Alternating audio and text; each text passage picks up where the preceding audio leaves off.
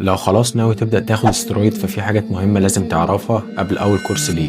ومبدئيا كده لو سنك أقل من 21 سنة فمتكملش الفيديو ده.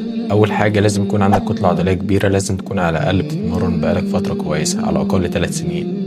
مش داخل تجرب وتشكشك وانت ما عندكش عضلات أصلا، فكده الهرمون مش هيشتغل في جسمك. تاني حاجة لازم تعرف إن أي كورس أساسياته هي التستوستيرون، وضيف بقى عليها المواد التانية. لكن من وجهة نظري أول كورس تستوستيرون فقط هيكون كافي تماما عشان تعرف رد فعل جسمك ازاي تجاه الهرمونات.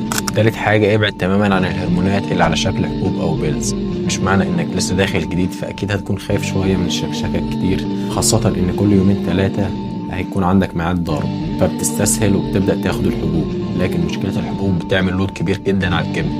رابع حاجة لو أول كورس ليك متخليش الكورس بتاعك يعدي 8 أسابيع كحد أقصى. خامس حاجة لازم تظبط أكلك وتمرينك ونومك 100%. زي ما أنت هتشوف أعراض جانبية فلازم تاخد أقصى استفادة من الكورس، ولو مش هتقدر تعمل ده فبلاش هرمون من البداية أصلا. لأنك لازم تعرف إن ألف ب عضلات يعني تمرين وتغذية ونوم. وفي النهاية أنا مش براجل استخدام الهرمونات أو بقول لحد استخدم هرمونات، لكن حبيت أنوه على الموضوع. لو عايزين جزء تاني وأتعمق أكتر اكتبولي في الكومنتات.